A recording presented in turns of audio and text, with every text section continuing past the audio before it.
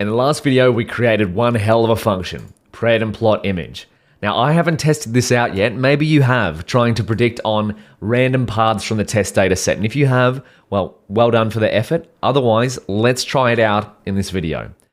This is so exciting. Making predictions on the test data set is one of my favorite things to do with a trained model. So what we want to do is get a random subset, because I love the power of randomness in machine learning. Get a random subset of image paths from the test data set and run those image paths through our function, and hopefully it returns some plots of those images and the correct prediction labels for those passing through our model. So let's start off. We'll write some code to get a random list of image paths from the test set. And we'll import random for that. And 3 images should be enough. We could always increase this. Num images to plot equals 3. And then let's go test image path list equals list of path. And then we're going to pass in the test directory, which recall is tester. So we'll pass in, we'll get the list of path, and then we'll get a glob. I love that word, glob, of star.jpg. So what this means is that we are going to match this file path, so data, pizza, steak, sushi, test, for star, so any of these options, pizza, steak, or sushi, and then star for any file path, so anything.jpg. So that's going to be hopefully all of the images in our test data set, or their paths, that is. So let's have a look at what this is. Wonderful. So we've got now a list of all of the images in our test data set. I love the glob module. So if we go, how many test images are there? Should be about maybe 100 or so. I can't remember exactly, 75. Okay, so now let's randomly select 3 of those so that we can create another list. Test image path sample, a list sample of the full path list. We want to go random.sample. The population we're going to sample is the list that we just created, test image path list in the line above. And then the number of Ks we want to get, or number of samples we want to randomly select, is num images to plot, which is this value here. So this is just saying get 3 random paths from the path list. Path sample. Beautiful. Random pizza, pizza, sushi. Now what do we get? Pizza, sushi, sushi. Pizza, sushi, sushi. Steak, sushi, steak, sushi. That's it. Wow, try to say sushi fast 20 times. Now, let's use those paths to make some predictions. So, make predictions on and plot the images. So, we can go for image path in test image path sample, which is just the 3 image paths that we have here. We're going to loop through that, and this is where we're going to test out our big dog function above. Pred and plot image.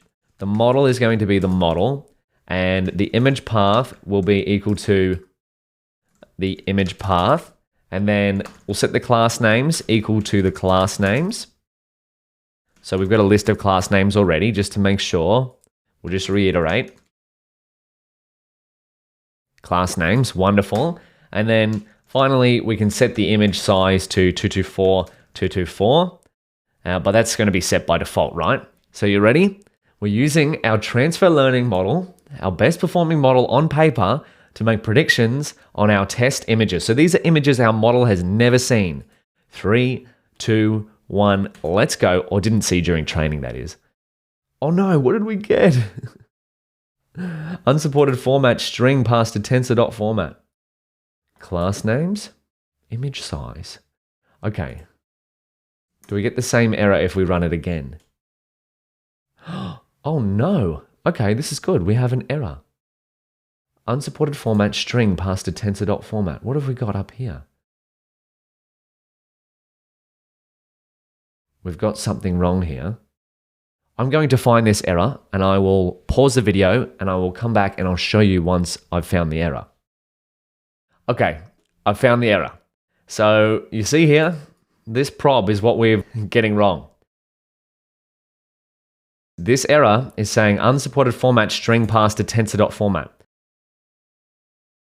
So we're trying to reduce the target image pred probs to 3 values. However, let's print out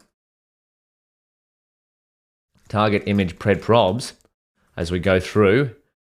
Look what happens. It's a tensor. So we need to take the max value of this,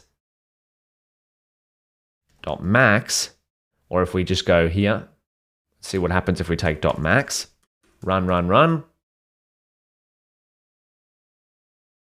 And there we go. Okay, beautiful. So we can comment this out.